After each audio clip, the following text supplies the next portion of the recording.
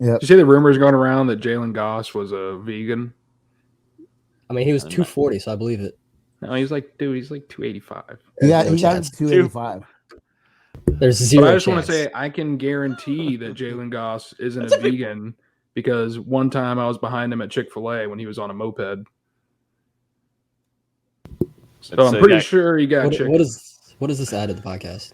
Well, I mean, he could have gotten a salad at Chick-fil-A. Yeah, I'm just saying I'm salad. denying the Could have vegan got a whole bunch of rumors. fruit cups. Yeah. Like, Ain't no way.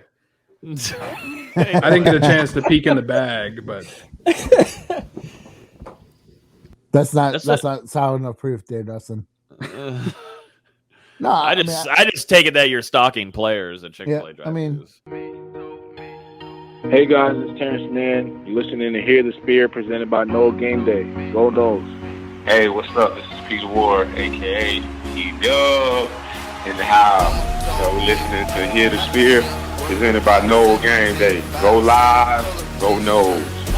Hi, this is Charlie Ward, and you're listening to Hear the Spear. Go Noles. This is Terrell Buckley. You're listening to Hear the Spear, presented by Noel Game Day. No Bloody. But perhaps better known as the greatest corner to ever step on a football field, Deion Primetime Sanders. Great Deion Sanders, my brother. What's going on, man? I could wake up to that greeting every day, man. That was awesome. Hello, Noles fans. This is former Seminole Derek Brooks, and you're listening to Hear the Spear, presented to you by Noel Game Day. James Wilder Jr. What's going on, James? Thanks for having me on. SSOD, Florida State or Die, and go Noles. William Bar None Floyd. Gentlemen, what's up? What is happening, guys? This is Logan Robinson from Hear the Spear, presented to you by NoelGameDay.com. We are here on a fantastic, wonderful Thursday evening. The season is over. thank God. I think the only one that got the I'm happy prediction that right was Purdue won Dustin, by but he 28 then. what? 5-7. That was my prediction in August, and look where we are.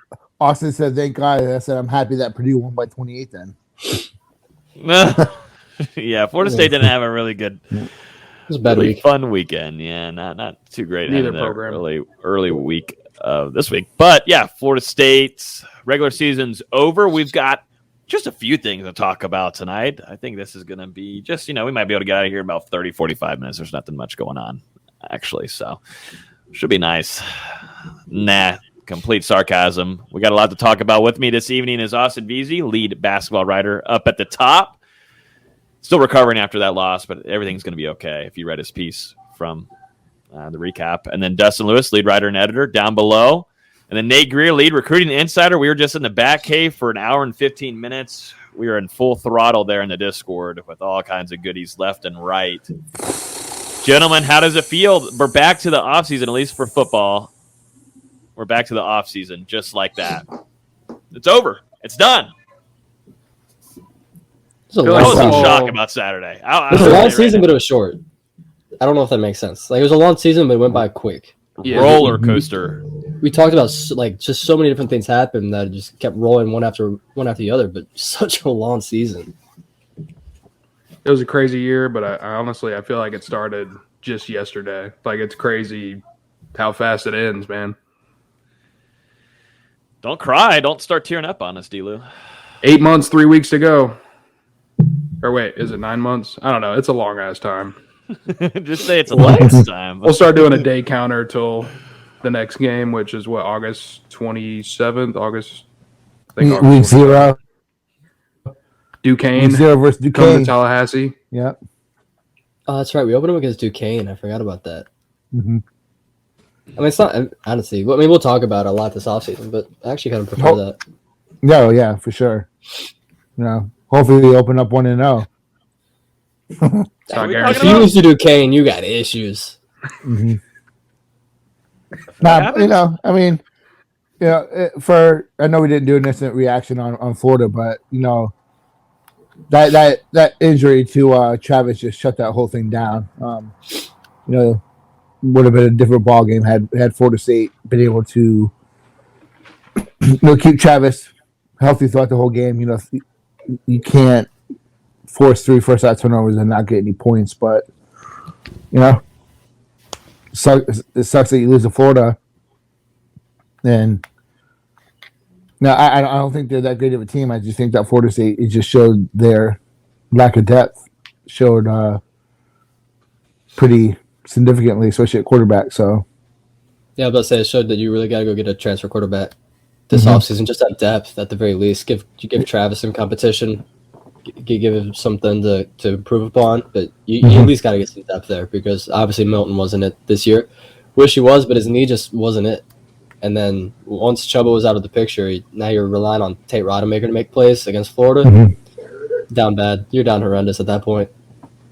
And not to mention, I mean, that was Rodemaker's first real snaps of the entire season. I think he took a couple knees against UMass, but I mean, other than that, he hasn't thrown a pass this year. He hasn't really seen any game action. So for him to get thrown out there, the third quarterback playing, and I think it was the first quarter, that's just not a situation where he's going to have a lot of success. Yeah, it was a wild season. I mean, we talked about it all throughout the year, but I mean, so many different kind of storylines. Of course, Mackenzie Milton coming in, Jordan Travis. You had Andrew Parchment coming in, but Jermaine Johnson, the highlight of the season by far. I mean, absolutely lit it up and did exactly what he said he was going to do, and not only on the field but off the field, and really, I think, helping Mike Norvell. And he wants to bleed garden and gold once he leaves here, and he's going to do that, and he's going to be putting himself in that top 15. He's going to be a top 15 pick, unless something goes wrong this upcoming NFL draft. What an incredible season by him and that whole defensive line, along with Keir Thomas. Those two guys came in and did exactly what they needed to do, and that defensive line, I think, has rejuvenated Odell Higgins. We'll talk about it this evening, but we're going to get into some coaching staff changes. There's a potential there for some names, along with Florida picks up Billy Napier. We'll give our thoughts on that. We've got a few transfers already. The fun is already beginning. We're not even the next week yet, where the real fun is going to start heating up. We'll go into that. We'll talk about the transfer portal and the craziness happening there. We'll talk recruiting latest. Admin changes also coming. Everything's going on at once. But admin changes. Who do we think is also going to be staying? Who's going to be staying at Florida State? Who could be transferring? Maybe we'll put some names out there. Then a linebacker target is actually going to be committing this Saturday. Wesley Basaint is actually going to go ahead and either pick Florida State, or it could go other route. Could Miami be the team that he goes with? We'll see. We'll give predictions on that, and then we'll give the latest on basketball and end off the night. As always, chatting here, ask questions. We'll try to go we'll go through as many as we can this evening. As always, hit the like button, subscribe. It is five stars on iTunes, and let's get started, gentlemen. So, any last kind of thoughts on the UF game? We didn't really do an instant reaction to that, but for at least me personally, I was really shocked on how Florida State came and played. I think this team still has got a lot of maturing to do, and they're not ready for these kind of battles. And I think, there's a lot of silly mistakes being made. You still got young guys out there, but, that's what you get, too, whenever you've got younger dudes. But it seemed like two veterans making some silly mistakes that they don't need to be doing, and it's ruined drives that allowed Florida to get down on the field. Just a rivalry game with young kids, felt like. Yeah, I thought Nate pretty much said it all. Jordan Travis going down early in that contest and being out for an extended amount of time, then coming back and, clearly being limited when it came to throwing the football. I mean, that pretty much did Florida State in from the beginning, because obviously the defense had a terrific first half when it came to forcing turnovers, but you weren't really able to convert on much of anything. And you got some stuff going late, but at that point you were down by so much, it was hard to come back. And, you had the whiffed onside kick, the whiff of the griff, I think that's what they're calling it. So it was a battle. I think if Travis would have been 100%, Florida State's probably in it for more of the game, and they're keeping up with Florida until that fourth quarter. Maybe it ends a little differently, but that's football. I mean, you head into that game, like Austin was saying, just the craziness of the season, lose to Jacksonville State on the Hail Mary, heading to Florida with a chance to still make a bowl.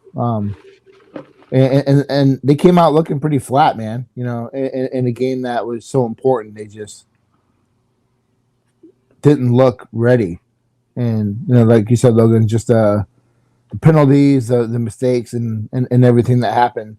The biggest thing though was Travis going down. And I think that just halted everything because Milton just he got worse as the season went on. Man, he just doesn't have it anymore. So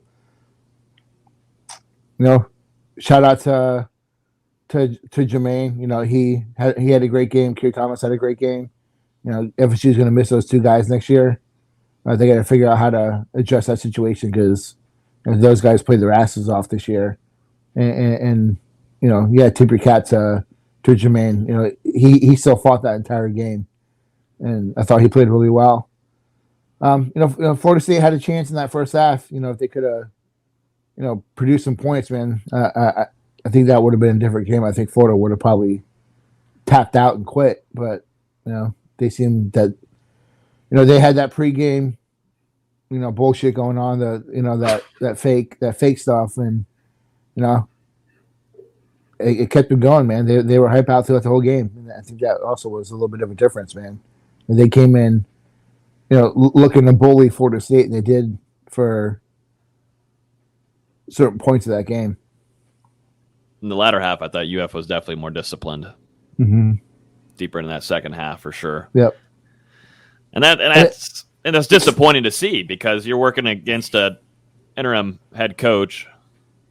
But it's also an interim coach that's been with Mullen for a long time. He's been in with Mullen, and he was interim coach when Mullen left Mississippi State for Florida. So he's been in that position before.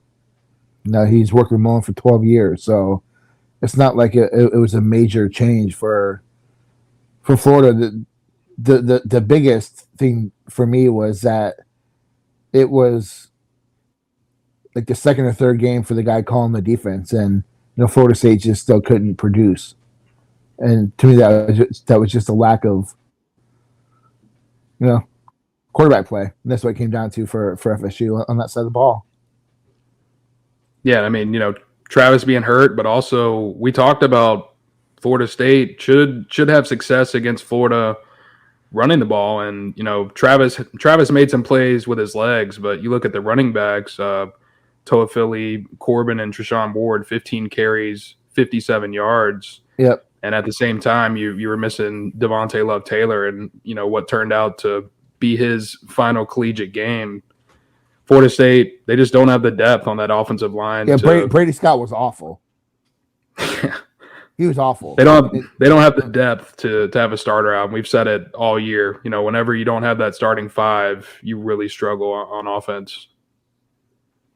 Yeah, the running game, that was really sad to see that Florida State couldn't get anything going on the ground there. It was really just Jordan Travis trying to do whatever he could. You had flashes of Treshaun Ward. Corbin was kind of bleak during that game. It was just really disappointing to see if Florida State couldn't find anything there, and that didn't help open up much of anything passing-wise. And he missed out on a chance on a bowl game again. You had a chance to take the state, too. You beat Miami. Could have beat Florida.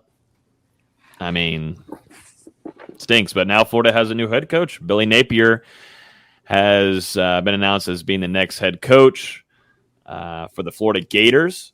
What are y'all's instant thoughts on that? Because we kind of already got the feeling that it would be him last week. Once practically that job opened up, Mullen and them separated, that name was the top one going into it. First initial thoughts on Napier heading to Gainesville? I think there's a lot of 50-50 thoughts on it from what we're seeing. So do you guys across the really internet. think that Brian Kelly called and asked about that job and turned him down? There's no way he would have chosen Florida over LSU. I just don't think there's any chance. That's just my personal opinion. I just don't think there's any way that the coach that has been in college football as long as he has would think Florida's a better program than LSU currently. I agree with that. I don't as much as a as much of a turd as I think Brian Kelly is, as real success I hope he has. I don't see Florida being, nah, man, we're going to go Billy Napier. And it doesn't make sense to me. Unless Florida's just really down bad in the pocketbooks. But yeah, could be. I don't know. But I think Napier is going to be a guy that it's going to all depend on who he brings on for his staff, because the guy can I think he's going to be able to recruit really well. But like I said on Twitter, his in-game situational coaching is very suspect. So I think he's got a lot of upside as a coach. I'm surprised Florida didn't swing for the fences a little bit more. Yeah. I think he's got a lot to improve upon, and they may have gone 11-1 this year, but a lot of those ones are pretty close against some really bad teams. Yeah. So I think it's a lot like our situation with Norvell when we first hired him. I think there's obviously some differences, but it really depends who he brings with him on the coaching staff. It really depends how he can recruit Florida. He's obviously got some Louisiana ties, so maybe get a recruit or two out there. But it's a wait and see kind of thing. I don't think they're gonna have immediate success like they've had with some past coaches there. Nah, it's gonna be very boom or bust. I think it's either gonna work out really well, or it's gonna be like it's gonna be a Willie Taggart type move that Florida's gonna be 2-3 years in and be like, what do we do? Mm-hmm. So. And we got J-Rob. We got J-Rob here. What's up, J-Rob? Appreciate you hanging out with us, former Knoll, up there with the Vikings. Let's go, J-Rob. I know you got a Vikings fan in here, J-Rob. Man, we'll see, man. Oh God! Hey, I had to once. Hey, no, it's worth it. You got one of your team players here. I respect it. But yeah, I have a big UF fan, a friend that I have to deal with daily, and I'm being sent everything and all that, but he's not being so he's not trash talking as much since the hire, and that just kind of goes to show me how he's really feeling, because he's definitely just a piece of living, and annoying, but he's been very quiet and not talking about the hire. So I think all those G5 jokes that they had when FSU hired Norvell, man. And looking back at some of the games that he's won schedule-wise, I mean, what was it? Appalachia State won by 1 point. I mean, App State's solid. I think it was like Central Arkansas. No, won by like 3. Arkansas State. It was Arkansas State. I think it was where Blackman is at. But those games were close. I mean, not like these were being blown out. You're looking at, let's see. I'm trying to bring up the. I think it's pretty funny that we. Here. I think it's pretty funny that I saw a couple. And there goes. He just went black. Like. Dang. Nate. His power went out. Yeah, to the phone. Out and then, let's see. BA did beat Deion Sanders this year. He did beat Deion Sanders. Billy Napier did. Bro, you're looking at UL Monroe. Wait, what am I doing? Hold up. I'm on the wrong friggin' schedule, too. The only reason I know that is because I bet on Jackson State to win that game, and they lost. Oh, no. I was probably the only person on TV watching Jackson State versus UL Monroe. How much did you bet on it? Like $20. It was money line though, and they were like plus 250. Would have made like $45. Works. Texas. I mean, shit. Ranked higher, practically 38-13. Texas, Nicholls State. They won that by a field goal. Georgia Southern beat them by 8. South Alabama beat them by 2. Arkansas State, James Blackman. Shout out to James Blackman. Beat James Blackman by a point. Georgia State by 4. Yeah, I mean they had big expectations coming into the year. They were a ranked team in the preseason. Like you said, they got I think blown out by Texas. But what's their record? I mean, aren't they in the Sun Belt Championship? Yep, they'll be playing Appalachian State this weekend. They've had a solid year. I just don't know where else Florida could have really gone. LSU is a better job, Notre Dame's a better job, USC's a better job, Oklahoma's a better job. They were probably like fifth tier when it came to candidates, and when you think about the last couple years with guys like Norvell and Matt Campbell, there's not really a ton of risers in the coaching ranks this year like there have been over the past couple of years. Napier's really the only one right now. And Marcus Freeman, I would put him in that category. He wasn't going to go to Florida. No. He's not. He's a riser, and I think Notre Dame be smart to I get what keep you're him. saying. But there's really. But you also have to think we didn't think Brian Kelly was going to switch jobs. Like, I'm surprised they just didn't. He swing would for have the had to fences. known. Yeah. That whole Brian Kelly thing was a money grab, clearly. For sure, but we didn't think Lincoln Riley was going to go from Oklahoma to USC. That came out of left field. Sometimes we just got to swing for the fences and try and make some noise. But I think some of that stuff is true. Lincoln Riley, apparently wasn't very happy with Oklahoma moving to the SEC. So I can see him using that as a way out. I think USC is a great job. It's one of the best jobs in the country. And so it's not like he took a step back. And it's especially great for him because he'd already had so many kids that were Southern Cal commits in Oklahoma. Yep. So now you just get all those Southern Cal kids staying at home. It's not going to be like one of these Steve Sarkisians or Lane Kiffin who just doesn't know how to recruit out west. He's already shown he can recruit out west. Yeah. I was about to say he's already done a hell of a job recruiting that part of the country. So it's it's going to be very interesting to see USC versus Oregon in terms of recruiting because Oregon's had free reign for the last 3 or 4 years out there. Yeah, it's crazy how it all worked out, because now you've got Oklahoma fans with a bunch of conspiracy theories that Lincoln Riley recruited all these kids from Oklahoma just to flip to USC at the end of the season, which, I obviously don't believe that. He's a great recruiter, and he's been bringing in talent to Oklahoma from all over the country for years. I just think there was a lot of guys in that area that he targeted, and it worked out. And now that he's in Southern California, why wouldn't they follow him if they're going to be closer to home than having to go to Oklahoma? It's a dream fit for a lot of them. Stay close to home, get to play for the coach who's going to make a lot of money. Mm-hmm. Yeah, it does. And college football is fun when USC and Florida State. It's just fun when all the big programs are good. Mm-hmm. Like when they're all like, it's fun to have these 2007s where you have Boston College as the number 2 team. It's good to have them once a decade, but college football is at its best when these big programs are the ones dominating the sport. And I think Lincoln Riley will be a guy that keeps thinking Bryce Young from going to Alabama. I think that those kids stay out west now. Yeah.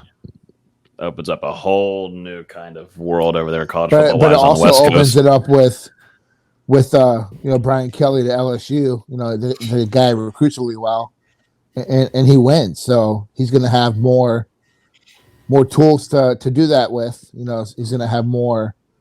Notre Dame's a great job. It's one of the true blue bloods of college football. But I think right now he's just going to have more access to things that recruit even better. It's gonna be really interesting to watch. It's wildness, and if you think about Florida State now will face Brian Kelly again, and it just shows how much of an season idiot opener the guy is by changing his freaking to a southern accent. That was awful. That was I just tweeted funny. that Because in Boston, like, okay, maybe I can pull it up here. And I haven't won all my games yet. Boston, I haven't won all my games yet, man. I hope you go 0-12. You. Wait, are you gonna be in New Orleans? I'm thinking about it, man. I'm gonna have to find my way down for that. I love New Orleans. If the game was in LSU, it would be for sure. It's one of my bucket lists. Yeah. Yeah. Same. I really wish it was. There's few environments that I really want to go to, but Death Valley, a night game in Death Valley is bucket list. Yeah, there. Athens.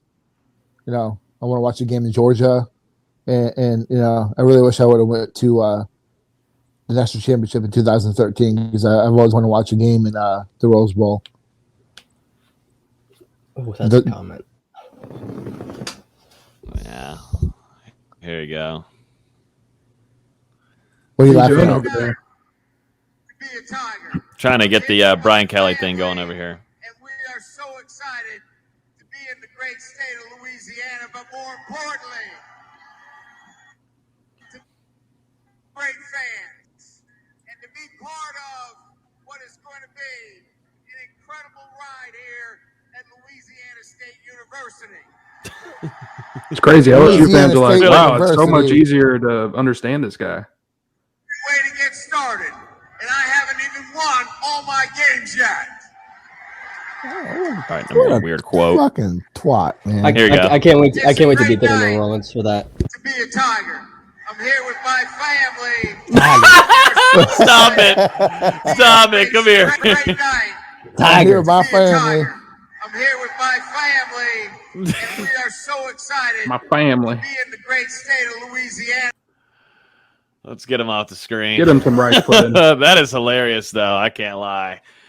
What in the hell is he on making that shit up? That accent. Nah, I can't stand him. Michael saying the LSU AD spoke with Kelly after the Florida game. You know he did. Yeah, so what does this do to shake up Florida State and recruiting wise? You know? Nothing. I don't think it does anything. I mean, I think Ed Ogeron was a really good recruiter. You know, it doesn't change that. I just think it makes LSU a better coach team. That happened months ago, yeah, when that happened with Armella for Armella. Mhm. I mean, I was about to say, do you think it does anything with Armella? I talked a little bit about that on the Batcave. I think that it makes it a little bit more interesting. You know, if they really want to pursue him, I think, you know, it kind of changes some things, but, you know, time is running out, you know, so, you know, that had to be something that happens really quickly. You know, I think that if Kelly and, you know, whoever he brings in, if they wanted to pursue him heavily, I think that it would change some things for sure. Yeah, and recruiting, you know, it's about relationships at the end of the day. And Yep. Julian Armella, he doesn't really have or at least as far as we know, he doesn't really have a relationship with Brian Kelly and maybe some of the staffers that are going to be headed there. So I would keep my eyes on Florida State and Alabama. Oh, for sure. Yep. mm-hmm. I keep my eyes on FSU and FSU. If you You can always try that. Yeah, you can always try that. Yeah, no, this was a wild, wild week. I mean, now who is? You know, Oklahoma, USC, Florida, LSU, all open. Now Virginia, Yeah. Bronco, No, Mendenhall is also. Virginia and Virginia Tech.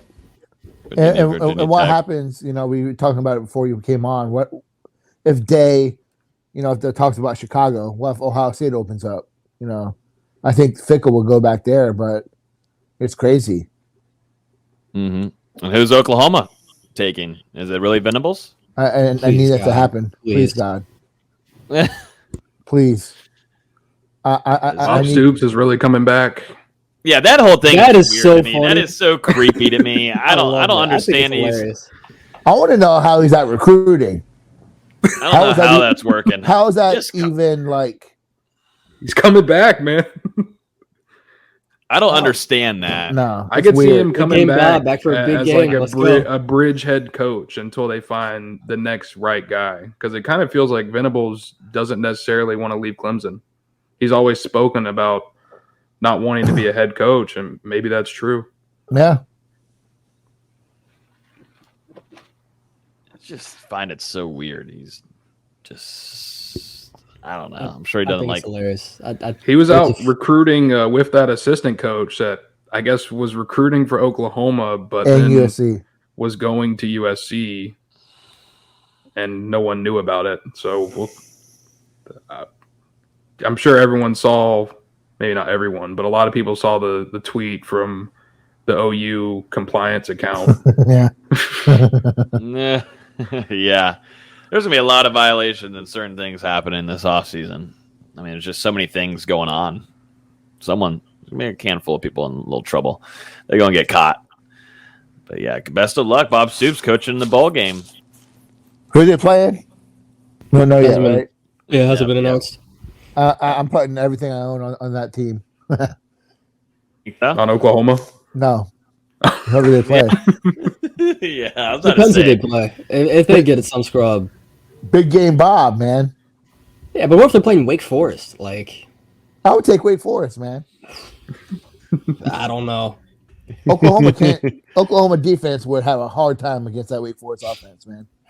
I don't know, man. It'd be a shootout, that's for sure. Yeah, it'd be like it would be like I was gonna say it'd be like a 56-53 game. It's just interesting. I needed my life for Brian Kelly to fall on his face at LSU, and for Venables to go to Oklahoma, and then for Dabo to be, continue that. The thing we didn't talk about with Kelly is he's never really had to recruit that state before. He doesn't have those relationships. Mm-mm. I mean, it's very reasonably falls on his face because if he doesn't recruit those Louisiana kids, they start going to Texas A&M, Alabama.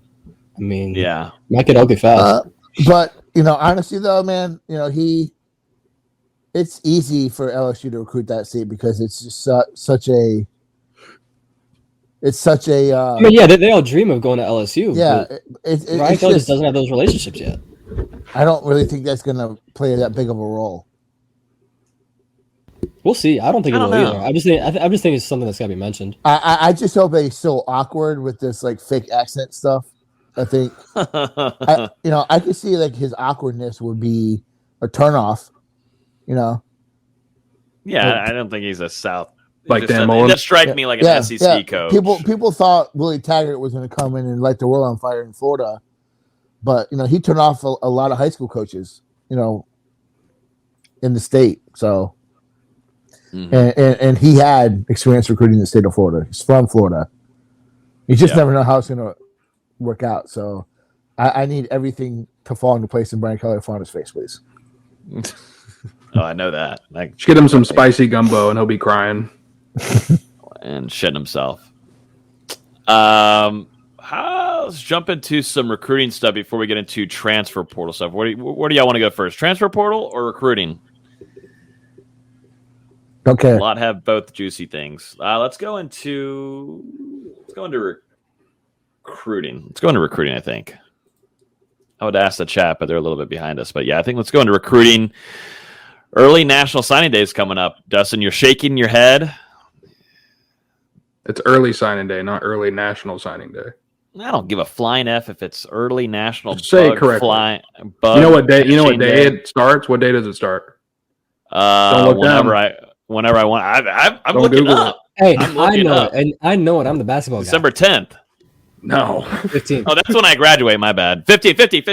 Hopefully. Sorry, my bad. Those last exams. Yeah, that's right. We're holding in there strong. We're holding in there. That's what I'm focused on, guys. That's why I'm a little distracted here. I'm just checking my Canvas grades and everything. But yeah, Florida State busy next couple of weeks. I mean, right now, Florida State and the staff, they were up there in Norman, Oklahoma. Spencer Rattler, Nate.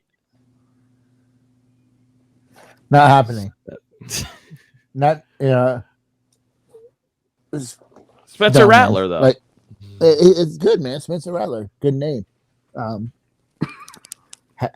do good in Tallahassee. FAMU would do perfect. Man. NIL. Yeah, he's a good quarterback, but everything that comes with it. No, thank you. Allegedly. Allegedly. Yeah, now you got to say that on everything. I was just going to say, we talked about it in the back cave, but me and Nate both agree. I mean, just ruin everything that you wanted to do in the locker room that you've worked on for this long. It just doesn't fit. I don't think Mike Norvell's. No. Talk about why bring in an alleged shithead to a locker room that's changed its culture? Why bring in keyword alleged? I said keyword alleged. Why bring that in? There's no positive result, in my opinion, for that. No. I think it tarnishes a lot of the relationships with players too that are behind Jordan Travis right now. But if it's not going to be Rattler, who are some quarterbacks that they're looking at? Quarterbacks. We've already said you got to get one.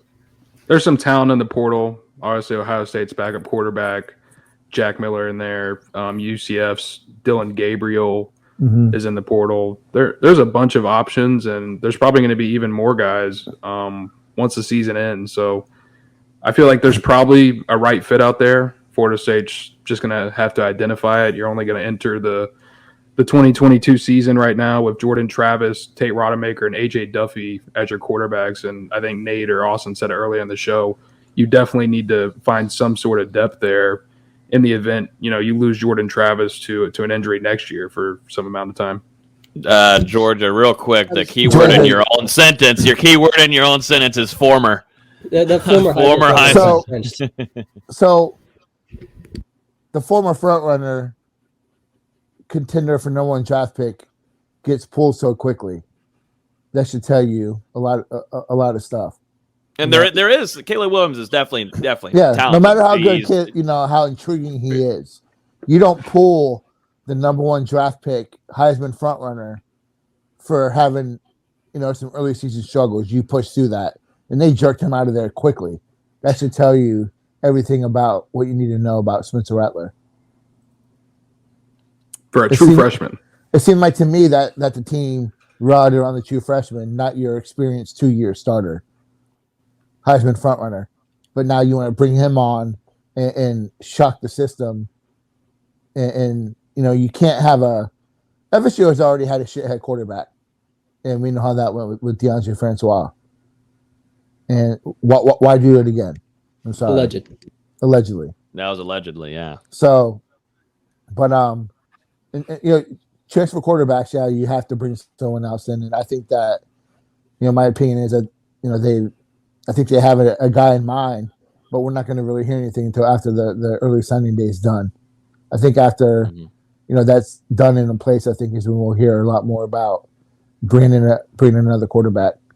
They had 2 quarterbacks committed for a week and a half before Nico Marchiol decommitted. So, I felt they've wanted to take 2 this whole time. So I think that, you take one from the portal and you have your 2 quarterbacks. So, you can't go into next season with 3 quarterbacks. You can't. You just can't do it. So, I think we all agreed the future is Duffy versus Parsons. It's going to be really interesting to see, how that unfolds.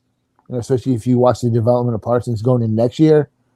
It's going to be really I think that if he has another repeat year, he's going to contend for, top 8 quarterback in the country.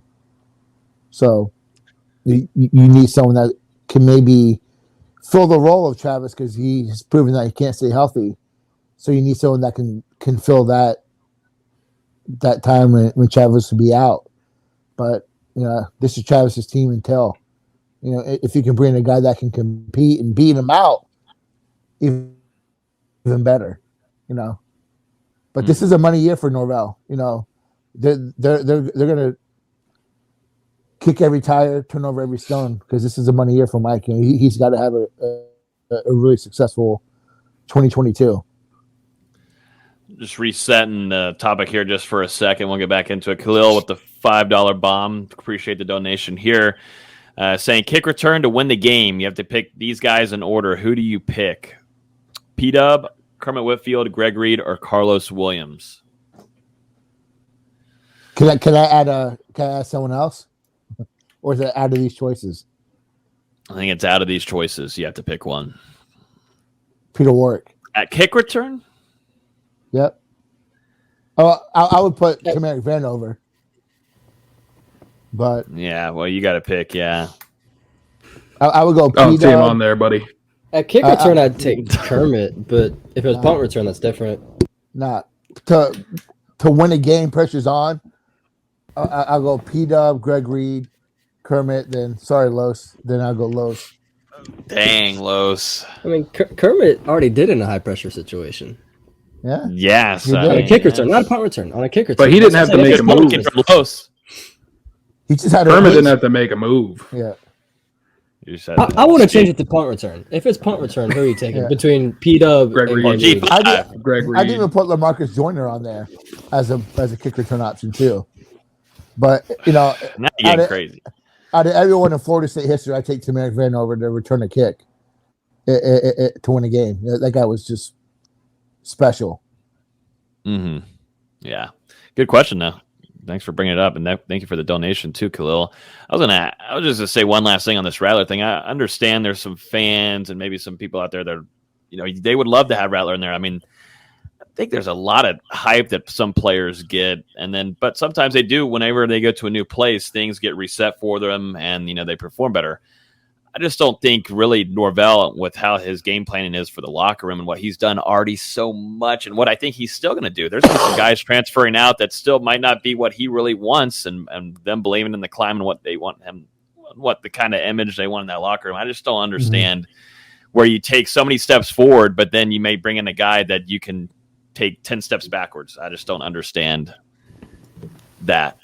And it's important to note Go ahead, Austin. It's important to note that what's the most talented option isn't always the best option. Yeah, Rattler's got all the talent in the world. That's about to say, man.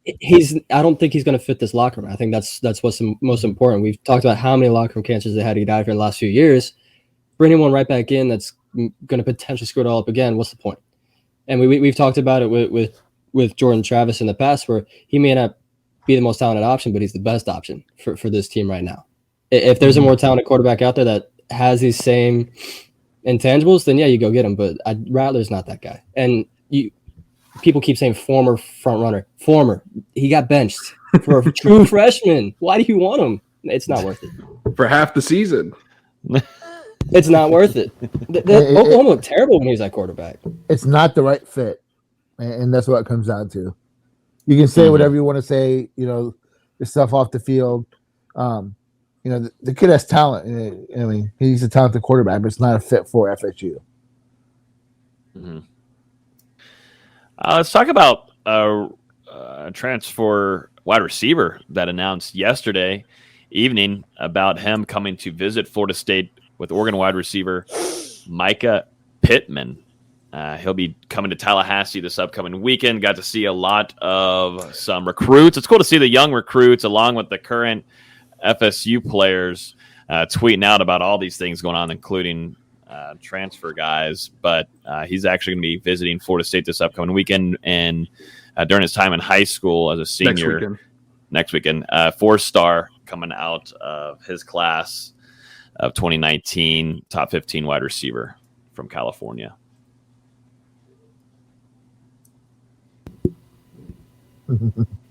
I don't have many thoughts because he hasn't really put up many stats. So it's one of those. Is it a bad fit for him? But it's an Oregon system that predicates on speed. So he's dealt with some injuries, frankly, that have kind of kept him in and out of the lineup. And while he hasn't put up the best stats, he was talented coming out of high school, and maybe a change of scenery will help him be able to unlock some of that potential. Florida State obviously needs the help in the wide receiver room.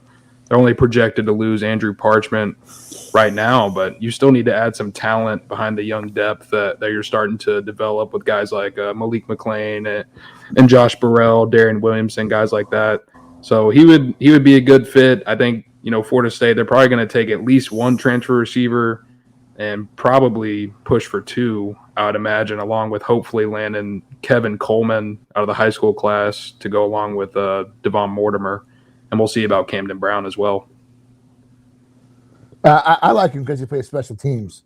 And we all know how awful Florida State was in the return game. So, that's an added bonus. I think that, as I said earlier, we're kind of seeing who FSU is going to target early. I think they like the Oklahoma guys a lot. We'll see what's realistic with Hazelwood and Weiss, and if Mims does enter the portal, I think that they'll swing for the fences there. But Pittman would be, I think a guy they take because he can take the top off of defense, and he is a guy that's experienced in the return game. I like the Stevens kid from FIU. I like him. I think he's intriguing. I think that's someone to keep an eye on. But I think they take more than one. I think you have to take at least two. You know, you look at that wide receiver room. You know, Parchment's gone.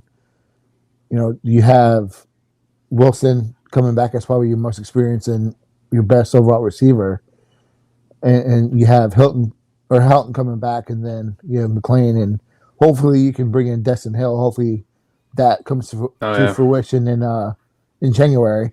You know, I think Burrell's your slot guy. You know, you're looking really on the outside. So, you know, I still like what Portier and Williamson can bring to the table. But I think that you have to continue to add talent to that room, and you have to add talent that can contribute. You know, again, with next year being so important to this staff. So I think they're going to look at, you know, what fits what they want to do next year. And, you know, for me, you know, Pittman, him coming in unofficial so quickly tells me that they are enticed by what they see. But for me, it's the special teams aspect because FSU was just so bad there. Yeah. No. Well, we got to see it with Wilson and the Florida game. I mean, just hurt themselves. Yeah, Chambers was a big play guy. He only had like 50 receptions, and he had over 1,000 yards. So, you know, the guy can, you know, take the top off of defense. He can stretch the field for you, and that's what Florida State needs. You know, they've struggled so much this year on getting open. So the only guy that really did that on a consistent basis was Ja'Kai Douglas.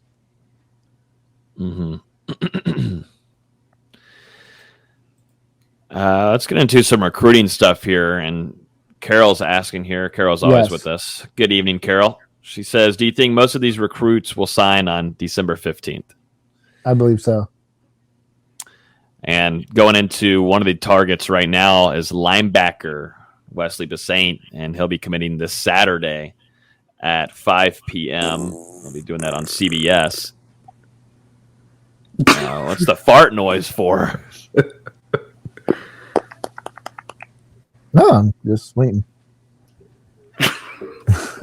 Jesus, we're already like mid-season, off-season, and it's our first week of the off-season. Help us all.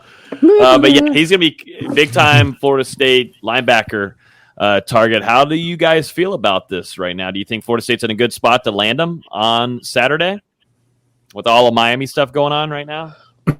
I think Florida State's in a great spot.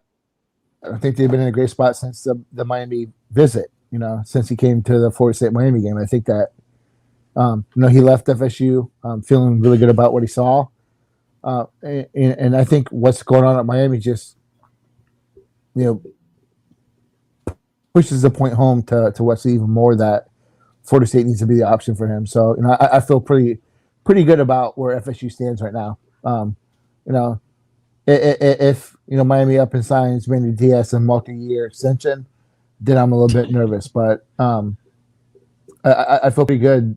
Where FSU can land a guy who would be I think a day one contributor for Florida State. You know, the guy is really damn good in coverage for a linebacker. I think he's the best coverage linebacker in the country.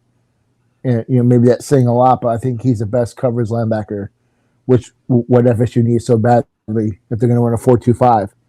And he's also gets after it in the run game. So, you know, this is a linebacker that would be ready to go in the fall if FSU can finish this off.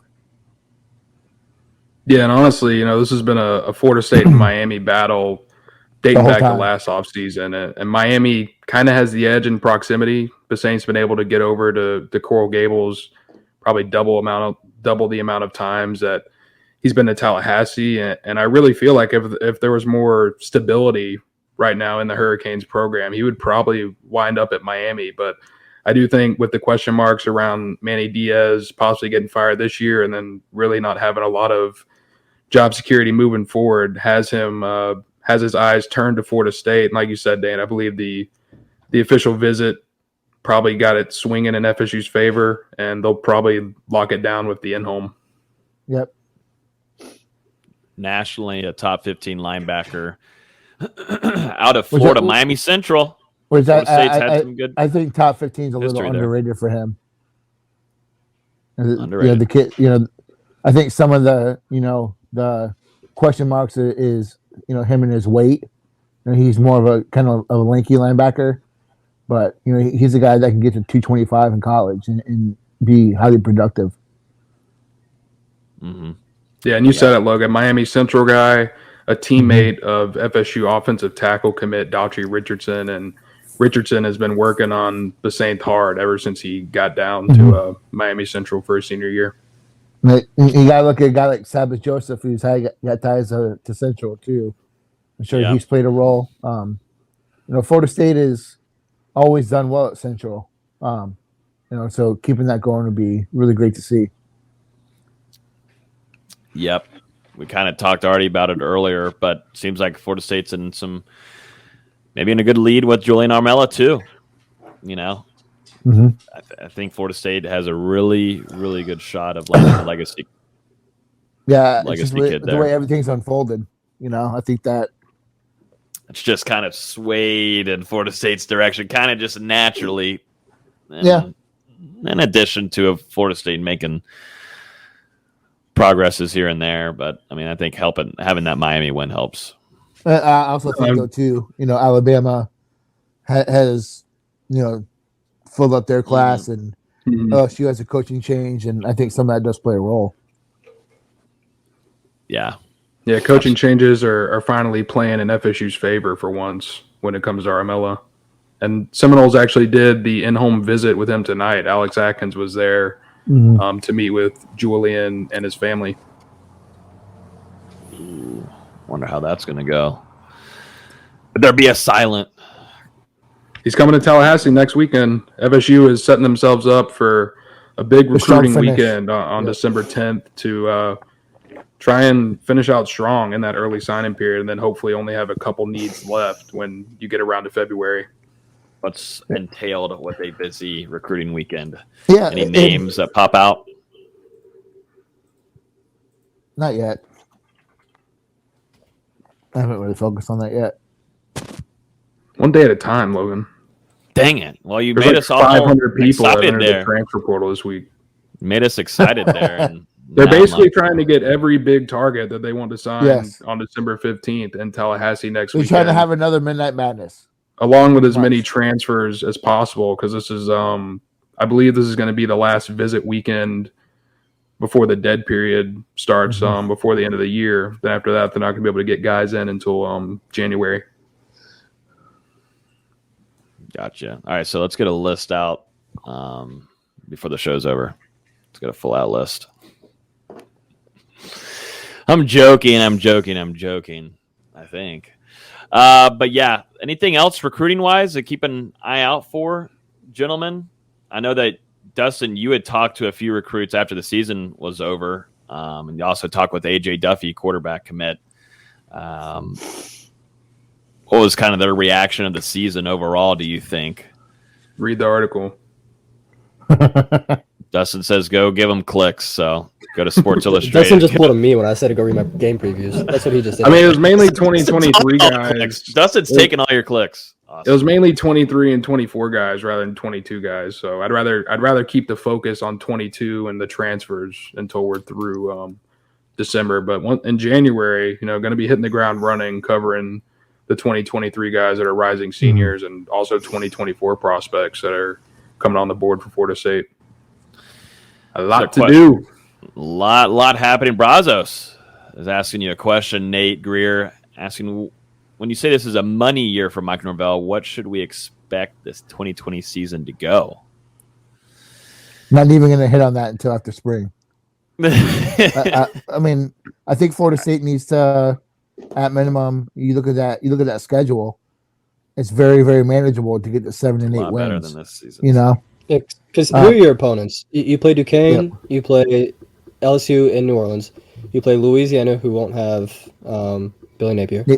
You play Florida at home, and then your conference games are Boston College, Clemson, Georgia Tech, Wake Forest at home, at Louisville, at Miami, at NC State, at Syracuse. It's not terrible. It's a very manageable schedule. That's the schedule. I agree. I think you got to get at least 8. And Honestly, I think 6-6 is a major disappointment next year. Third year in the system.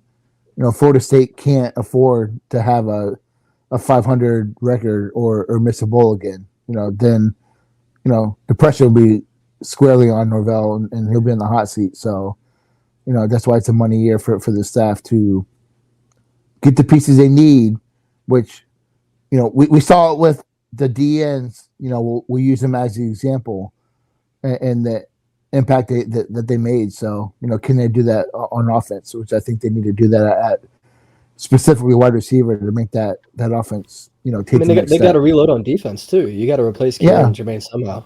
Yeah. I mean, you're not going to replace that. Yeah, it replaces the wrong word, but you got to get guys there. Mm-hmm. And I was gonna. Right now, who's in the portal that can fill that? I don't know. A Marvin Jones Jr. You got to land him. So there's a lot to still fall into place at that position. I was going to say here to Kimbo, the sloppy seconds that Florida State got was Jermaine Johnson and Keir Thomas and Jamie Robinson, Fabian Lovett.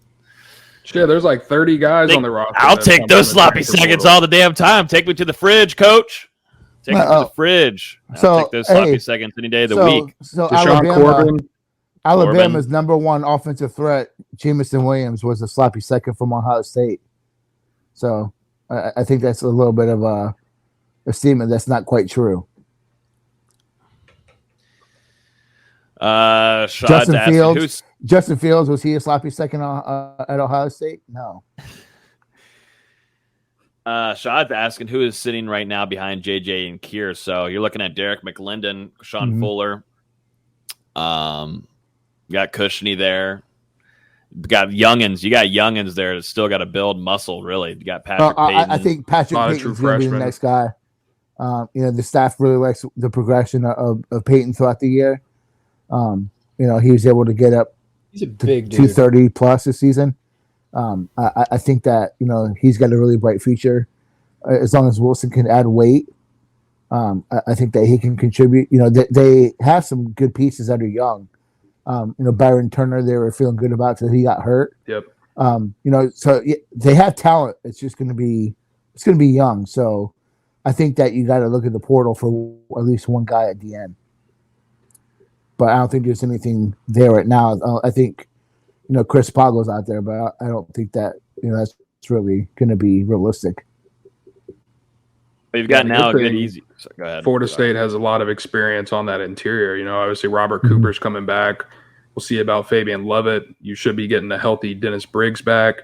And then you've developed some guys behind that, and Jared Jackson and Malcolm Ray, who were pretty good contributors for Florida State in the second half of that season. So the interior of the defensive line is a strength for Florida State now heading into 2022. And I think Briggs could even flex out to defensive end in some sequences, as well as maybe Amari Gaynor comes down and rushes off in passing situations. So Florida State's, they've got some tools in the shed that they can play with.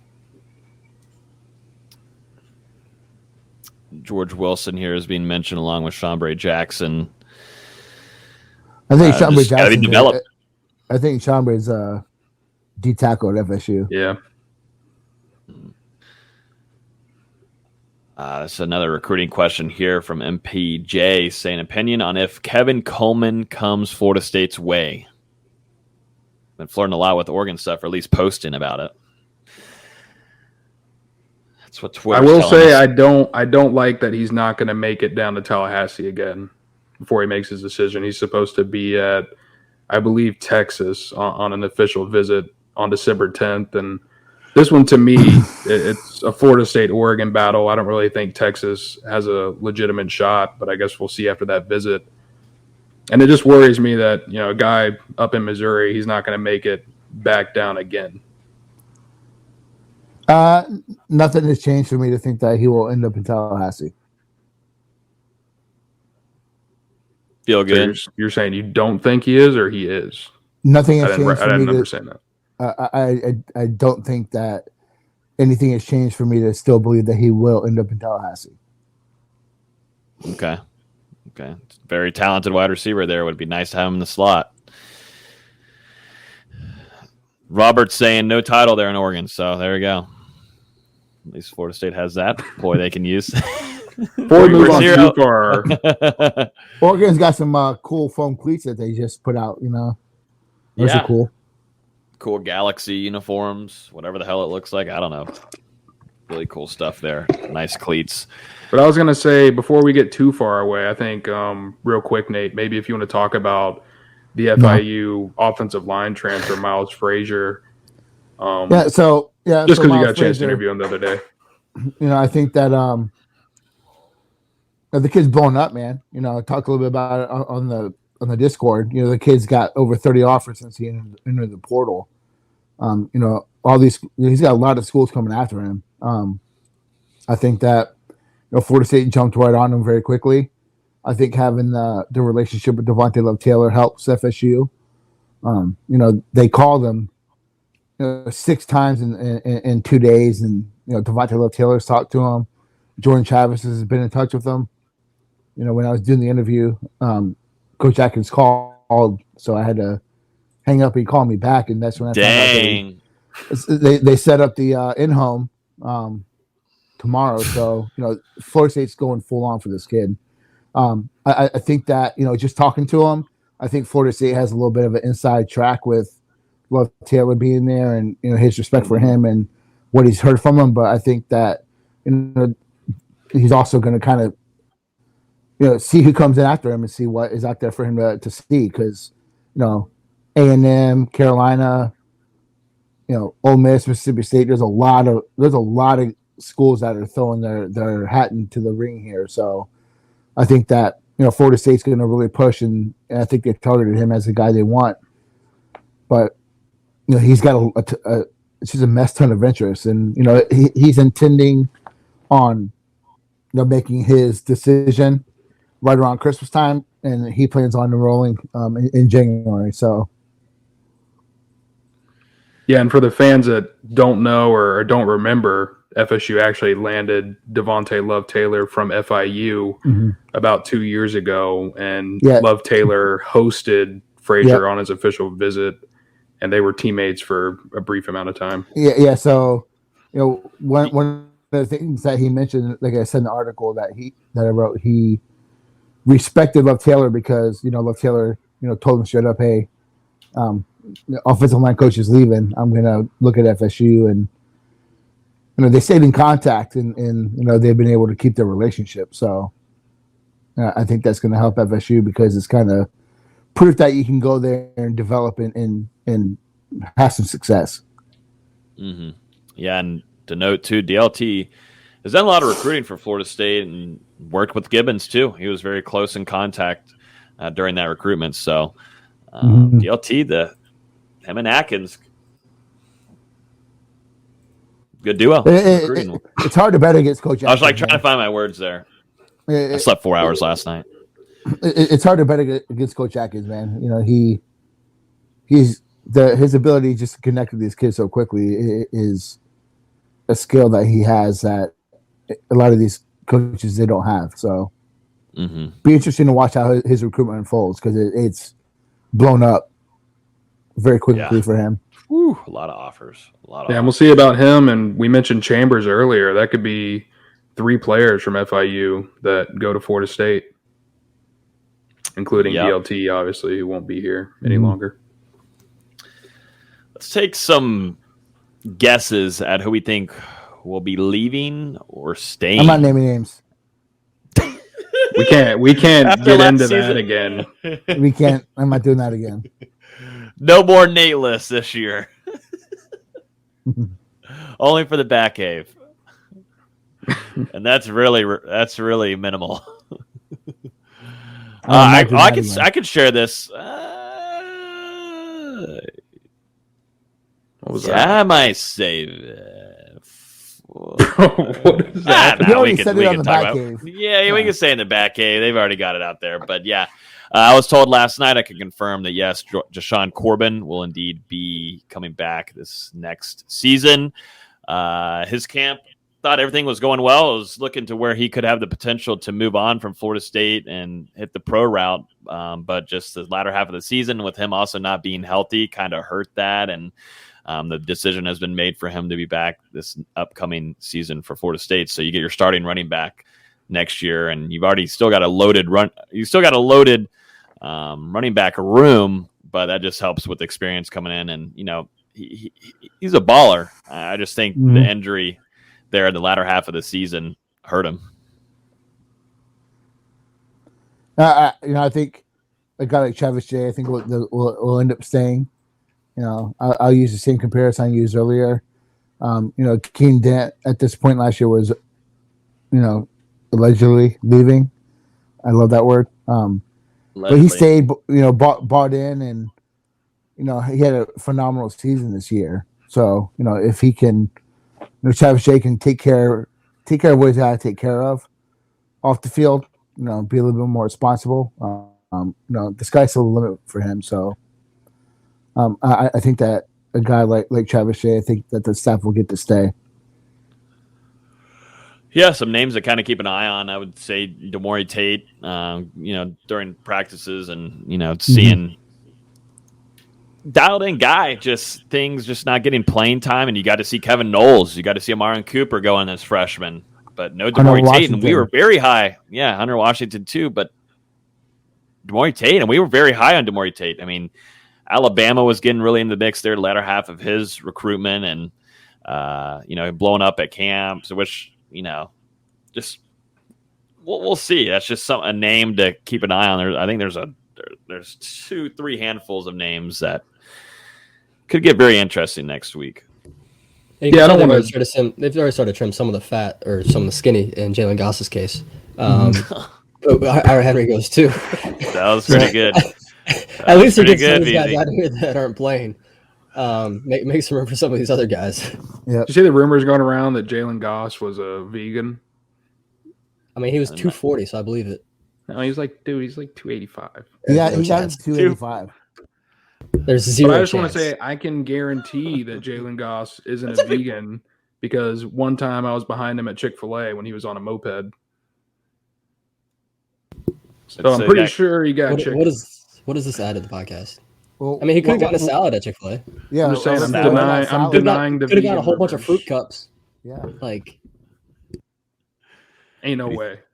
I didn't get a chance to peek in the bag, but that's not solid enough proof, there, Dustin.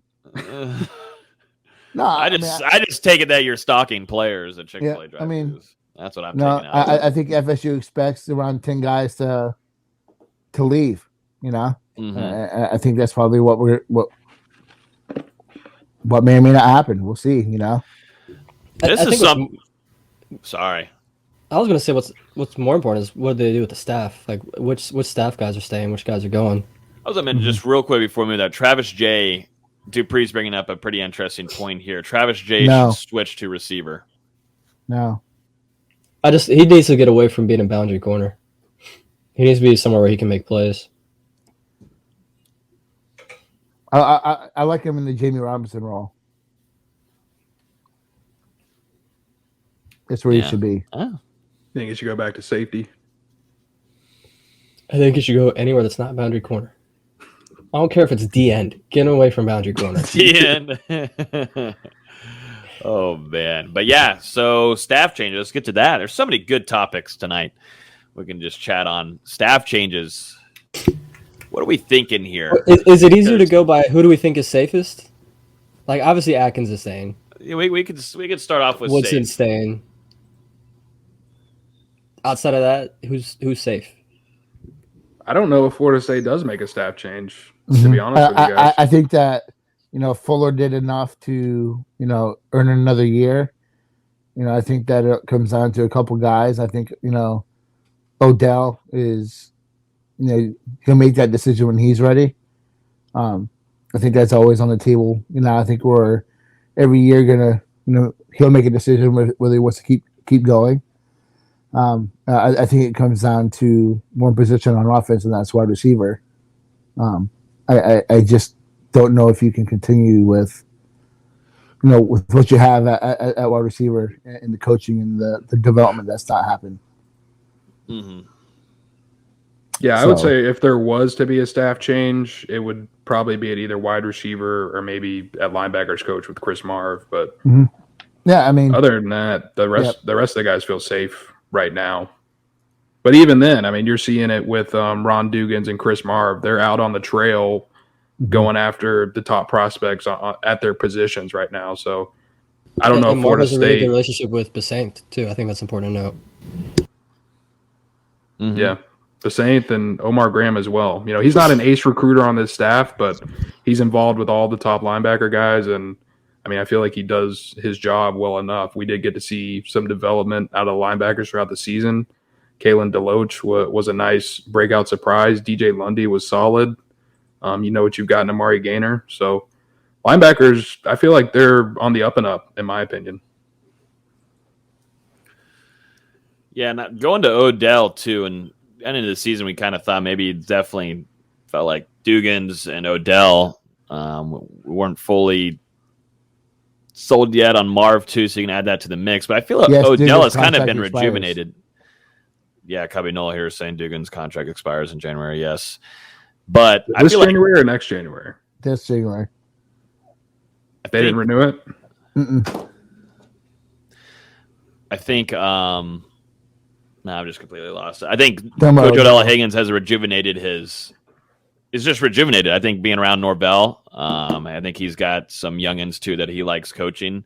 I wouldn't be shocked if he stays another year. And if he does decide to leave, then I think he'll try to work and get an admin role at Florida State, work somewhere inside. I just don't think he won't leave up and leaves Florida State wholly. Yeah, no. I think he'd take a off-field role in some kind of capacity. But I just watching practices and everything, he's one of the most electric coaches there. So I just think he's got some rejuvenation being with Coach Norvell, and he's ready to give it another shot. And he's that defensive line room was the best unit on the field this season. So and that whole unit was the best it's been in a long time at Florida State. Yeah, to me it'd be a loss. To me it'd be a pretty bad loss for Florida State. I mean, recruiting wise, yeah, that can be better, and Odell, has ups and downs, but that defensive line showed up this year, and didn't really perform that well last year. But also look at who you had, and we won't comment anymore. Nate will have to leave the podcast. But hey, one of them was named first team All ACC. Who? Your boy Corey. Was he really? I didn't see that. Corey Durden, first team All ACC. Get the fuck out of here, man! Come on. I'm sorry. That's no. What are we doing, man? He's coming back too. He announced it, I think, yesterday. Great. What's his 7th year? Gonna get him on the schedule again. This is like his 7th year. What? I think it's his 6th year. Good lord! Because he was a 2016 guy, if I remember correctly. Yeah, not safe for work there. Thank you, Michael, for. I'm sorry. I'm too sorry. late. I'm sorry. It's not work time. It's 9:30. 9:45. That's why we do late night shows. We don't do it at 8 a.m. There's certain words that trigger me. Meyer, Spurrier, Kelly, Durden. I'm sorry. Did Jaden Woodby make the All ACC team? See, Jaden's fine with me. He's fine. Who? I was just asking. Don't start lining it up, Dustin. Jaden Woodby. Dustin is the instigator. He is one of the best FSU linebackers / DB in history. No, I'm gonna just go and mute Nate now while I can. Don't instigate it, Dustin. Let's move on. Oh lordy, we know everything that we say goes to literally somehow millions. I don't know how. Matter of 5 seconds. So let's keep it nice and tight here. But is that our last thoughts on coaching changes there? I mean, nothing's gonna be happening until after early National Signing Day. Yeah, early signing day, whatever the flying F it is. Nothing's going to happen until after December 15th. And then after then, I think if there's going to be changes, we see it right around that time, right around the new year. A little chatter about Yak going to be wide receivers coach if Dugans is out. I guess if that does happen, that would be a tremendous move. Mm-hmm. Do they look? Did they promote one of the off-field guys? We don't know how that all unfolds, so we'll see. Interesting. Yeah, no, we'll keep an eye on that. I mean, a lot of the coaching staff stuff isn't going to happen until, like we said, early signing day. So, Florida State and the program there, they're looking for an AD. Coburn has announced about that he plans on retiring. I mean, damn. Thank you. Austin's ready. He needs that basketball upgrade now. I've been ready since he started. Yeah, same. The moment he was named interim, I'm like, this needs to get over with as soon as possible. I've never been a huge fan of a financial guy stepping in and being the head athletic director of one of the biggest programs in college sports. It didn't make sense. I get you want to get out of the red, but it's like he shouldn't have been. He was what, the AD for 4 years, 5 years? I think 2.5, 3 years. I think I it was 2019. No, because I was still there I was still working for basketball when he was hired. So I think it's longer than that. Either way, it's too long. And Florida State's got to get a guy in there that can build not only a successful football program but a successful athletics program. Because there's a lot of really talented teams that deserve recognition. I can't believe that comment just popped up on my screen. Please get it off. Lance, I think a few of them have now known what just triggers a few people. Really, Nate. Deion Sanders as AD is a comment on the screen for the podcast listeners. We'll remove it. We'll remove it so we can move on. Austin, keep going. You're doing a great job there. I said Coburn did absolutely nothing to improve any athletics program there. His entire goal was to get out of the red, get to at least a net positive. If we did that, I have no idea. But they've got a really successful basketball program, a really successful soccer program, really successful softball program. Hopefully, football's on the way up. Track and field is back. They gotta get somebody in there. I know a lot of people are talking about the guy that's the associate athletic director at Bama, who's a Florida State guy. Just get somebody that knows what the hell they're doing. Hey, give me him or Martin Mayhew. I think those are two guys that would be grand slam hires for FSU. Yeah, people are talking about Michael Alford right now, the Seminoles booster CEO, but I think he wants to stay in his role, which I think is extremely smart. He's done a fantastic job since getting to Tallahassee, but I think he wants to stick with doing that. I think Florida State should push him to stay doing that. When you finally are able to make that change there and bring in a CEO of his magnitude and smarts and analytical ways with growth too, you want to keep Alfred where he is. There's options out there, and like y'all just said, there's some that have Florida State ties that might be an athletic director at an SEC school up there in Tuscaloosa. So. Or you could hire me. I mean, just an option. Yeah. You no, shoes I don't if want you need shoes. I don't want you anywhere close to the football program. Yeah. Get him out. Not allowed. Yeah. So yeah, we'll keep an eye on that as that news develops there, and hopefully we'll get some more names on that front. But definitely some interesting things there. So, how much trolling is going to go on Twitter if FSU hires an AD before Miami? Plenty. I can almost guarantee it's going to happen too. I don't think Miami's anywhere close right now. Shad's asking, "Hey Nate, would you take Spurrier as head coach, but we win a national championship?" No. Just trying to rile him up tonight. He's been going for 3 hours on this, including the back cave, so it's just not a good idea, I don't think. No. Forgot to mention this, but I have morals. What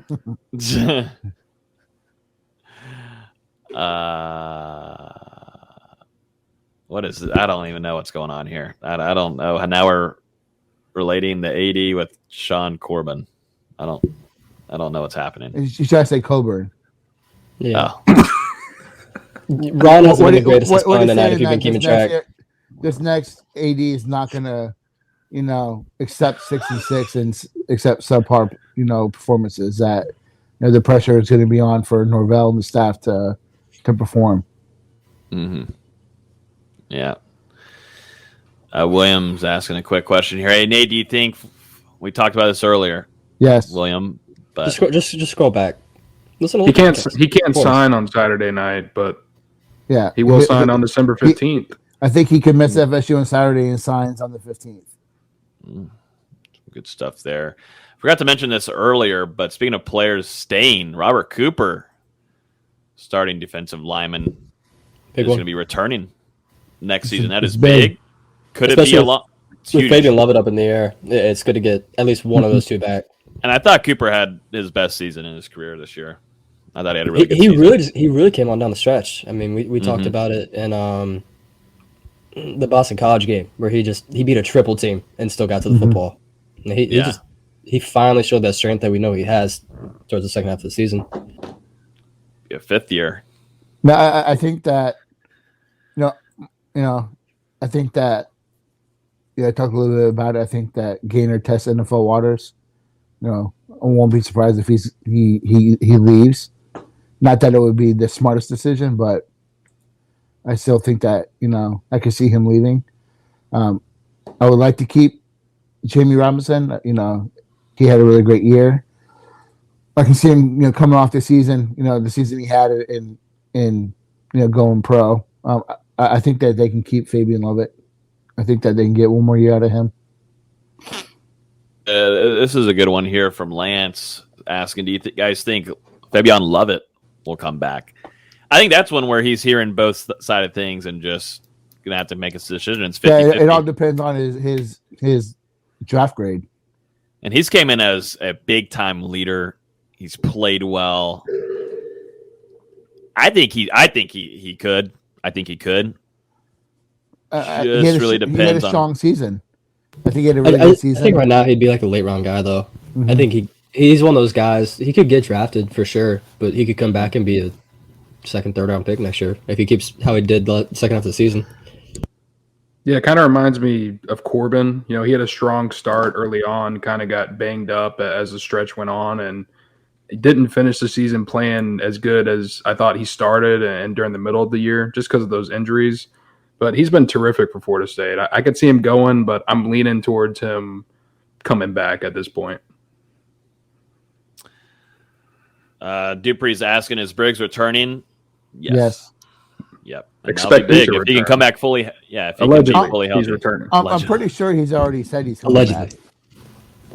Yeah, I don't see Briggs going anywhere. He's been around practices. Side note, the title of the podcast isn't allegedly. I'm going to be disappointed, Logan. A lot of allegedlys. Allegedly. Yeah. But yeah, just wanted to cover that before we jump into some basketball. VZ, should we be really worried, or was that just a really good ass team that Florida State faced up there in Purdue? That Purdue team is so damn good. That. I was talking with a couple players after the game. They're like, that's one of the best teams I've ever seen. And these are guys that have been around the block a minute. I won't say who, but they've seen some good teams.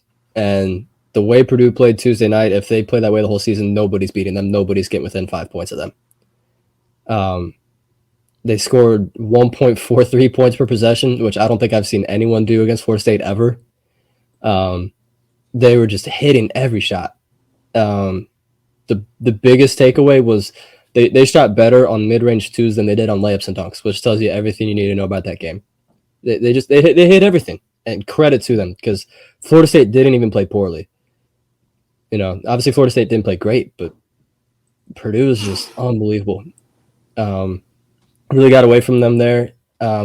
First at the end of the first half, Florida State's down 11. They cut it to 8 under 4 minute mark, and you're like, if you can get to 4, 5, 6 at halftime, you're feeling pretty good about where you're at.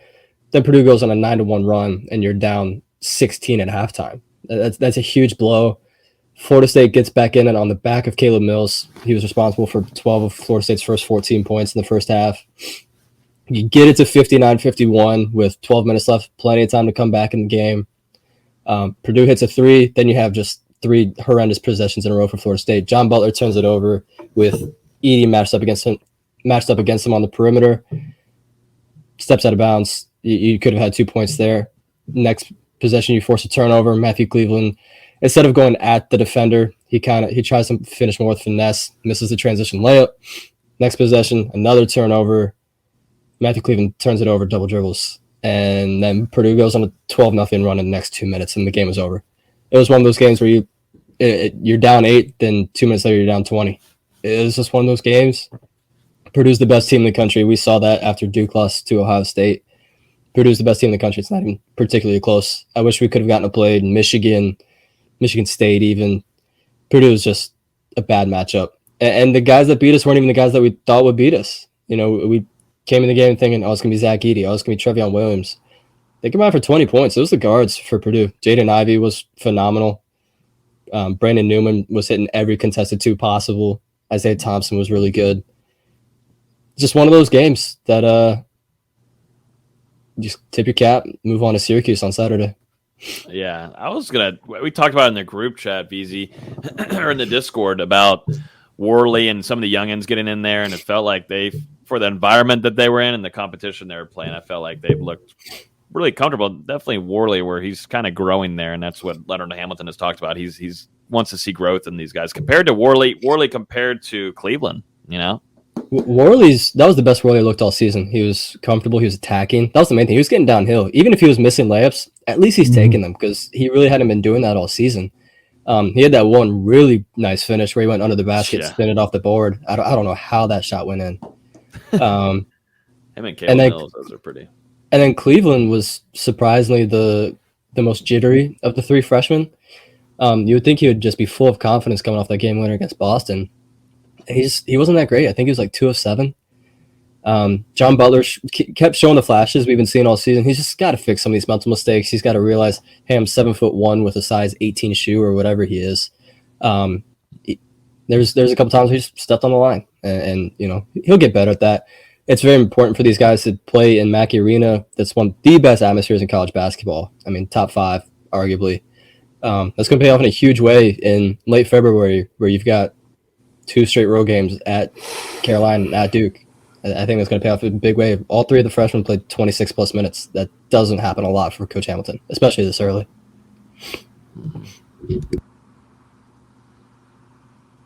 Dustin. I thought Dustin was going to say something, but I thought he was. I thought he was. I mean, I was just pretty much what Austin said. I mean, it was just one of those games. It felt like Purdue was hitting every back-breaking 3 imaginable, and Florida State blew a lot of bunnies. That stretch by Matthew Cleveland, it really killed, I thought, the momentum that Florida State was starting to build in that second half, because they're down by double digits, cut it to single digits, and then, like you said, Austin, you blink and it's to 20, and there's only a couple minutes left. The game's pretty much over. So Purdue's a great team, and Florida State had to keep up with them for the full 40 minutes, and they just weren't able to do that. But this is still a young team. We're only 7 games in.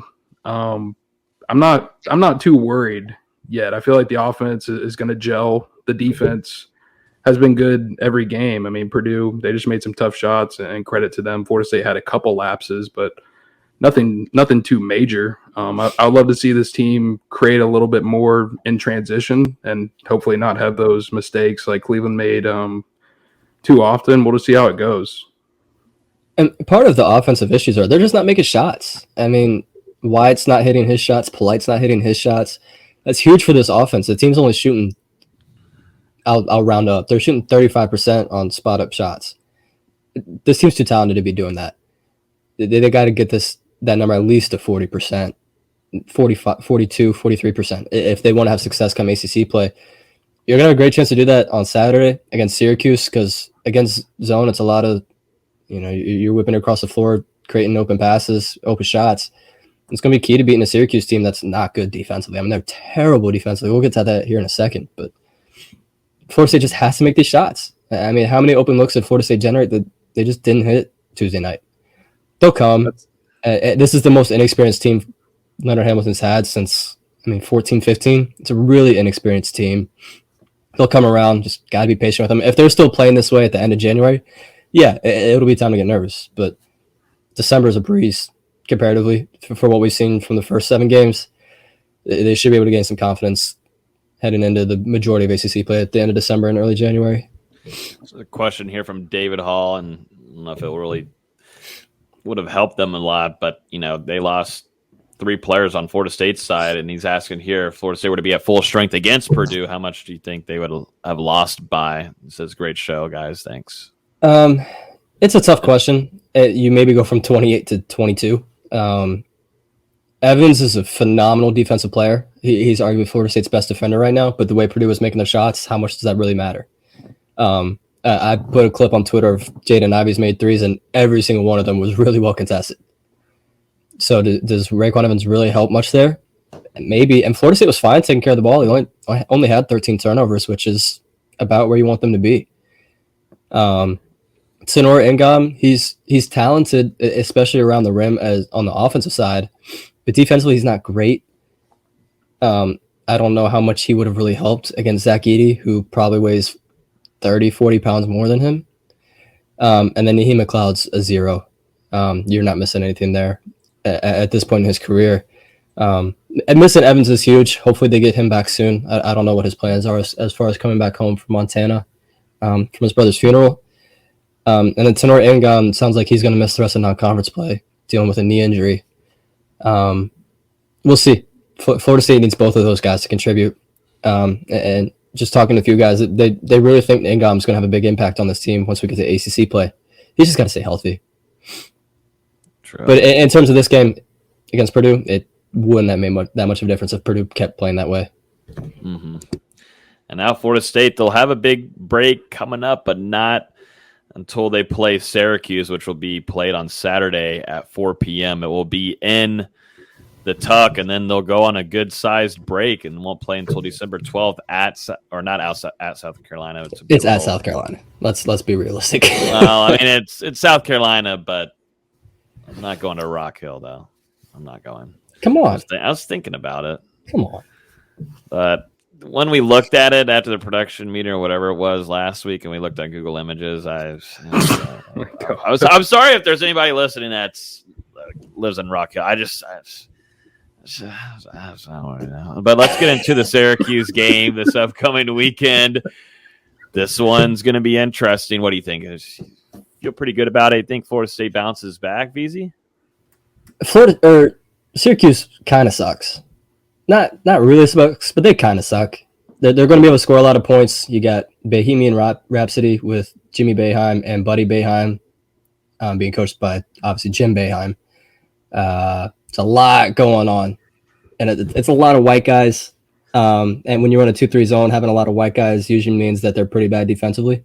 And that's the case. They're allowing almost 82 points per game, which obviously some of that's going to be bloated from their double overtime game against Indiana.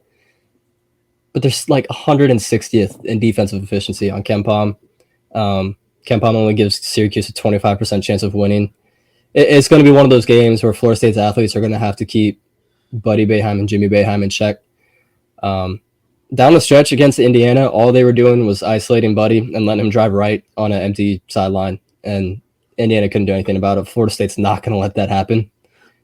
They just won't. They're going to force him back middle. They're going to contest every shot and really make him work. And on the other side of the ball, Florida State should be able to generate open looks. It's a slow Syracuse team. They've only got a couple of athletes. Hopefully this isn't a high-scoring game, because if it's a high-scoring game, then it really favors Syracuse. But it's a Syracuse team that's lost at home to Colgate by 15, which if you've heard of Colgate the college, not the toothpaste, I'm pretty proud of you. They got spanked by Auburn. They got spanked by... Who was the other team they got spanked by? I got to look real quick. Spanked by VCU. It's just not a good team. It's one of those games where Florida State should be able to gain some momentum. This is a game where you can tie the ACC record for most consecutive home conference wins. Hopefully they come out with good energy, hit some shots early, especially Polite. Polite's got to hit a couple early shots, gain some confidence, and hopefully come out of there with a 10-point win. Yeah, I feel like the veterans in general need to get off to a better start earlier in games. It feels like Florida State always starts slow, and then they're in these battles at the 10-minute mark and late into the first half before they've been able to pull away from a couple of these games. But, I mean, you look at the games against Tulane and then Boston University last week, it's been tough early on for Anthony Polite. Malik Osborne's been pretty solid overall, but I think we all thought Polite would have a little bit more of an impact, kind of being the leader of this team at this point in his career. It hasn't happened yet, but I'm sure he'll find his footing. And it's also important to note Florida State hasn't played against zone a lot so far this year. They played it a little bit against Tulane, but Tulane's more of a matchup zone, whereas Syracuse is obviously their patented 2-3. They've only played 61 total possessions against zone defense all year. So not a lot of experience so far. It'll be good for the young guys to get some experience against it. If they're not hitting shots, they got to get looks at the rim, got to get lobs going at the rim, whether it's John Butler crashing, whether it's Malik Osborne crashing. They got to get some lobs, get some momentum. But hopefully this is a good chance for them to really gain some confidence because they'll need it about a month from now. I don't think I'll be there this weekend, VZ. I'm sorry. A lot of things football-wise happening Saturday, so I apologize. Dustin, will you be there in attendance? Yeah. Sweet. And then I'll be at the game in Rock Hill against South Carolina. Yeah, I won't speak anymore on Rock Hill. I think they're going to come after me if I say anything more. Great town. People in South Carolina don't even have internet. Damn. I mean, Clemson's there, so, I mean, yeah. That's my point. To his point. Yeah, to his point. True. Yeah, I like that. Anything else, gentlemen? I mean, we got a comment here from Marquez asking chances of us getting Marvin Jones Jr. over Alabama. We can end it off in a bang. Saw 50-50. I think it's 50-50 between Florida State and Alabama. I really do think that, and Nate, you can probably speak on this, but I thought Marvin Jones Jr. might have been Oklahoma bound before that coaching change. And, that kind of might have thrown a loop into things. We'll see. Obviously, Alabama has been a main contender in this recruitment for a while. I think it comes down to just the relationships with Florida State and if they can nail that in-home visit. Obviously, Marvin Jones Jr. has all the ties in the world to Florida State, and it would be a heck of a win for Mike Norvell to win this recruitment, not only because he's a great player, but just because of how it looks too. You've got to bring home the great legacy players. Yeah, I agree with that, and I would say 60-40 in FSU's favor. Mm-hmm. Okay. Nice little goodie there before we get off here on this wonderful Thursday night. BZ, are you going to be able to watch the game on Saturday? Yeah, I took off work. Oh, nice. Speaking of work, shout out Celsius for getting me through this past weekend. Black Friday weekend, post-Thanksgiving weekend's always busy retail. Did it come in clutch? Shout out Celsius. Got me through a tough Saturday and Sunday. I needed it. These are amazing. These are incredible.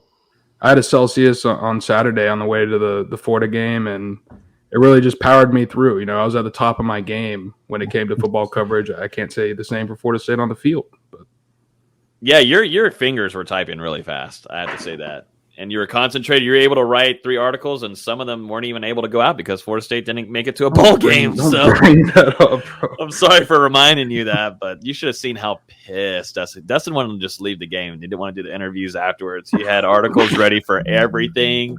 I was like, Logan, let's just go. I got recruiting reactions of Florida State's won over Florida, and then he had bowl projections ready to go out immediately, like 10 minutes after the game. But the Celsius did allow you to get the energy to do that. Always shout out to our friend Celsius. I don't have a code yet because we were heading into the last month of the year, December. So we'll have a new code for you guys and a new flavor. Once those get sent over here, we'll be able to try these. But from last month, these sparkling strawberry guavas, these are awesome. And I like the sparkling ones. Get a little fizz in there too. 7 essential vitamins, gives you nice energy. You don't get the crashes later. I know that because Dustin did not stop talking on the way home. So, very nice drink to have if you're looking for a little energy, a little kick boost to the day. And if you're not a big coffee person, this is the drink to go to. So they're everywhere, retailers nearby. So these are awesome. Shout out to them. Hopefully we'll get a code for you guys next week that you guys can use them. We saw like 50 of y'all click on the link using it over the last month or so. So that's really cool to see. Anyways, I think that's going to do it. That's going to wrap it up. The craziness only begins. If you guys, I'm going to stress it enough. I'll give you guys 2 things that you need to do, and I'll put it here on the screen. Number 1, this number right here is our personal number. You'll be able to text us, 850-616-8661. We're giving you live recruiting updates, transfer portal updates. If anybody commits, if anybody's coming to visit, you will be texted that immediately, along with usually an article too. But anything breaking news-wise, we're texting it to you directly. And it's literally us. It's not a bot. So it's just from us. So you can text the number 850-616-8661. Go ahead and text that right now. You'll hear from us. And we'll be using that a ton. And then Discord. You need to let me have control of that number one day. I don't know about that. I don't know about that. Why not? We'll talk about it. We'll sit down and talk about it. It would get dangerous. It would get extremely dangerous. But that's going to come into big time. We're going to be using this a lot because actually, I don't know, Dustin's yet confirmed, but Nate will be in attendance for the Under Armour All-American. Yeah, I ain't going, boys. Then fiance said. I got teased in front of my face and pulled away. I'll see you boys in 2023. I haven't got my credential yet. I'm taking that in a little sense where we will not see Dustin until 2023. That's how I'm taking that. What'd you say, Nate? I said I haven't got my credential yet, but I applied for it, so I'm intending on being there. Yeah, so if he's there, we'll give you guys updates there, texting you after interviews and what he does. So text that number, 850-616-8661. And we can't stress it enough now with the wildness of going on. Patreon.com/NoelGaming. That's where we give inside scoop on everything happening all across Florida State athletics from both VZ basketball side and football-wise and recruiting-wise. That's all in the Discord. And I think there's been over 25,000 messages sent this week alone, which I just don't know what's happening, but it's wildness. So patreon.com/NoelGaming, $2.99 a month. You get everything practically. So jump in there. Pack the tuck. Pack the tuck. I want to see fans on Saturday. Pack the tuck. All right, pack the tuck, VZ, and then Nate, go and do your thing. Travis Hunter? Wow. I got it. You know, we're 13 days away from. I've been doing this for 3 hours, man. It's time to wrap it up. I've worn Nate out completely. I've worn him out. No, we are. We're 13 days away from, arguably the best signing in Florida State's ever had coming out of high school. Which says a lot with, everything that, all the top flight players FSU sign. We're looking at probably the number one guy coming out of high school that, Florida State will be signing. So it's going to be exciting to see this kid in the spring. So wishing all the health and recovery as he goes for the state championship, but it's going to be exciting to see him in the spring. So yeah, can't wait. Dustin put an article out about it, but you guys should definitely go watch that interview that Travis Hunter most recently did. He quoted saying, "I'm fixing to go in and rebuild the program like Deion Sanders did when he played there. Something I've always wanted to do is play for Florida State." So, man, it's going to be a few more days. A few more. All right, everybody. Have a great weekend. Yeah, it's Thursday. Have a great weekend. Enjoy it. And we'll see you in the Discord. A lot of things going on. 4 hours of sleep. 4 hours of sleep. But I did have this today to save me. Celsius, we love you. Adios. Enjoy the weekend. I won't say anything about the Steelers. Mama told me not to say a word. 17.5, same color t-shirt. Mama told me not to say a word. 17.5, same color t-shirt.